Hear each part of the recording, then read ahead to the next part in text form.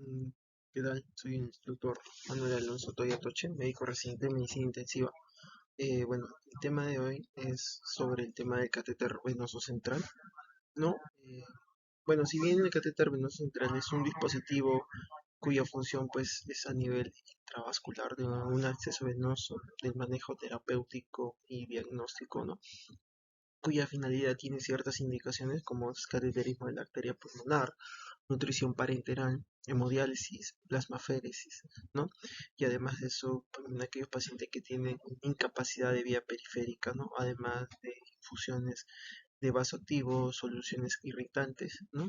Y el uso de colocación de marcapasos. Ahora, ¿qué contraindicaciones tiene este dispositivo?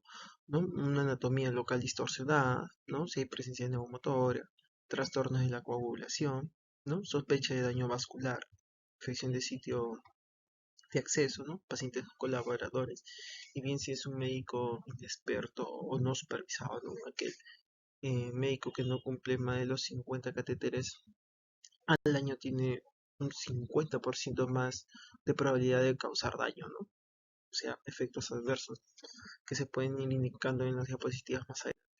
Ahora, el abordaje del CBC tiene bien puntos de referencia anatómica o pueden ser de vía ecográfica, ¿no?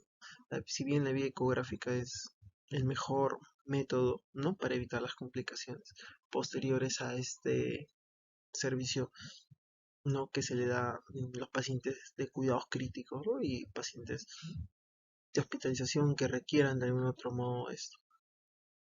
Ahora, además de eso, tenemos los materiales del catéter venoso central. Si bien nosotros tenemos en el número uno tenemos una esponja de clorexidina que se pasa la asepsia antisepsia, un mandil o un campo estéril. Tenemos bien aquí la lidocaína como anestésico local. Tenemos aquí las agujas, jeringas número 10, ¿no? Una aguja de tuberculina, ¿no? Además de eso, nosotros podemos evidenciar aquí un catéter venoso número 20, ¿no? Podemos ver aquí una aguja introductoria, ¿no? Además de eso podemos ver una guía metálica cuya referencia en longitud es entre 40 a 60. Además de eso podemos ver un bisturí, un dilatador, ¿no? Además podemos ver el catéter venoso central de 7 French 3 lúmenes, ¿no? De material de propietileno, ¿no? Y que mide más o menos alrededor de 20 centímetros, ¿no? Tenemos los sujetadores, tenemos nuestra Kelly y además tenemos nuestro Tegader con clorexidina, ¿no? Ahora, ¿qué sitio de acceso venoso conocemos? Tenemos el sitio de acceso de la vena yugular, ¿no? Subclavia, y no más adelante tenemos la femoral. Además de eso, el acceso venoso yugular, tenemos el yugular posterior, si bien pues tenemos que ubicar lo que es el triángulo SIJ, ¿no? Que van a ser los dos haces del esternocleidomastoideos que van hasta tercio medio clavicular hasta la horquilla esternal, ¿no? Y la clavícula forma este famoso triángulo, ¿no? Y ubicamos a nivel posterior de este fascículo, ingresamos a 2 a 3 centímetros con mirada hacia la horquilla externa, ¿no? Ahora, el acceso venoso yugular anterior, si bien hacemos la reparo anatómica, ingresamos, ¿no? Con una aguja orientada entre 45 grados, ¿no? Y mirando a la mamila del mismo lado, ¿no? Eh, ¿No? Y el otro acceso venoso tenemos el acceso venoso de la vena subclavia, ¿no?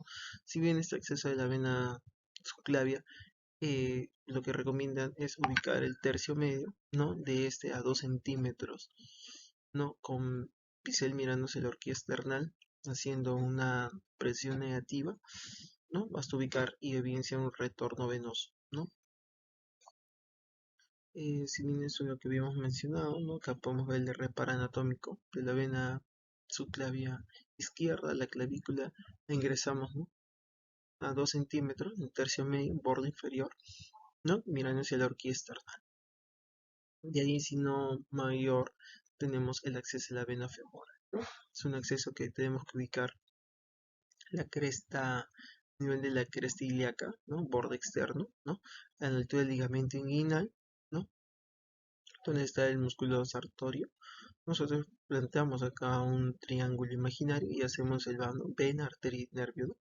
Ingresamos ubicamos el latido femoral a 2 centímetros proximal, ¿no? De la región inguinal. Netamente ahí tenemos que ubicarlo, ¿no? Si bien la posición adecuada es colocarlos, ¿no? En abducción, ¿no? Para poder tener un mejor mm, acceso.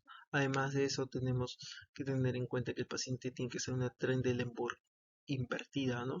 A comparación de los accesos yugular posterior y subclavio, ¿no? Y acá podemos evidenciar la región inguinal, ¿no? Y hacemos bien un reparo anatómico imaginario, ¿no? Que nos va a permitir poder llegar al acceso.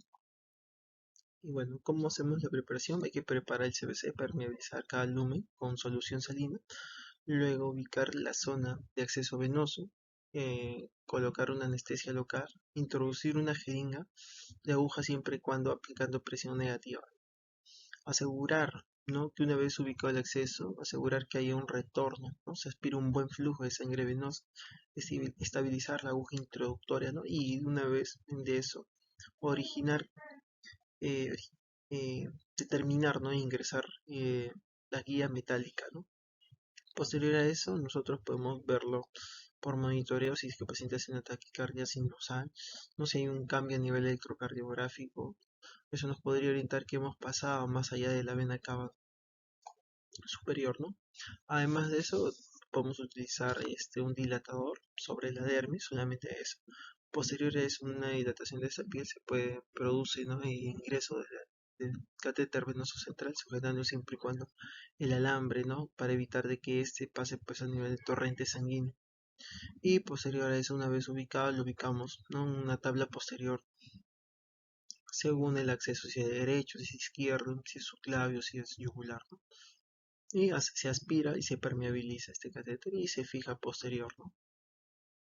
¿No? Esas son las referencias anatómicas que bien habíamos mencionado: la clavícula, tenemos la apófisis mastoides, el sitio de punción, ¿no? Tenemos una imagen de asepsia, antisepsia, lo que se había comentado, la colocación de la anestesia local según el reparo anatómico. Tenemos la redirección a nivel de la horquilla external. Tenemos el flujo sanguíneo, como se evidencia aquí, color sangre venosa. Tenemos ahí la colocación de la guía y evidenciamos en la imagen inferior lo que es la colocación del dilatador. Posterior a eso tenemos la introducción del catéter venoso central, ¿no? Y comprobación de retorno venoso, ¿no? Como se evidencia acá. Colocación del apósito, ¿no? Y se fija más o menos a 15 centímetros, ¿no? Y aquí tenemos la forma de una tabla adaptada a, a Cepisac, ¿no? Según su clavius, ¿no? Yugular, ¿no? Se la altura sobre 10 y o bien se le puede rezar -2, +2, +1, +4, ¿no? Y, y podemos hacer la confirmación del catéter venoso central a través de una radiografía de tórax, ¿no? Donde nosotros netamente podemos evidenciar, ¿no? Eh, a 2 centímetros de la carina, ¿no? Sería la zona exacta, zona A, ¿no? Tenemos zona B y zona C, ¿no? Que netamente nos va a indicar los reparos anatómicos de dónde puede estar ubicado el catéter venoso central. Y bueno, las complicaciones inmediatas y tardías, ¿no? Inmediatas tenemos el sangrado, función arterial, arritmia, embolismo aéreo, neumotoras o hemotoras, tardías infección, trombosis venosa, embolia, migración del CBC y perforación miocárdica, ¿no? En el peor